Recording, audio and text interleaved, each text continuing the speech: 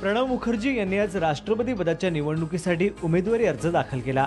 त्यांच्या उमेदवारी अर्जावर पंतप्रधान डॉक्टर मनमोहन सिंग आणि यूपीए अध्यक्ष सोनिया गांधी यांच्या सूचक म्हणून सह्या आहेत। याशिवाय काँग्रेस शासित राज्यांचे मुख्यमंत्री, केंद्रीय मंत्री आणि काही बड्या खासदारांनी मुखर्जींच्या उमेदवारीला अनुमोदन दिलं आहे। मुखर्जींनी अर्जांचे 4 संच दाखल केलेत। त्यावर एकूण 480 खासदारांच्या सह्या आहेत। विशेष म्हणजे त्यात जेडीयूचे अध्यक्ष शरद यादव यांनीही सूचक म्हणून सही केली आहे। प्रणव मुखर्जींचा अर्ज दाखल करताना राहुल गांधी, लालू प्रसाद यादव आणि मुलायम सिंग यादव यांच्यासह यूपीएचे इतर नेतेही उपस्थित होते।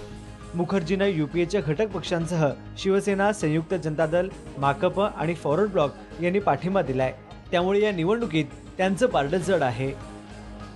I also appreciate deeply the supports which have been extended to my candidature, sponsored by UPA, by others who are not part of UPA.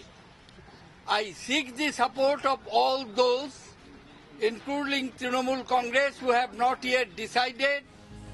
मुखर्जींचे प्रतिस्पर्धी उमेदवार पीए संगमा यांनीही उमेदवारी अर्ज दाखल केला।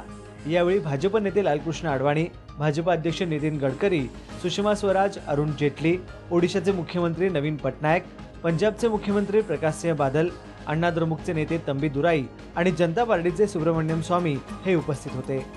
Bureau report, Saam Marathi.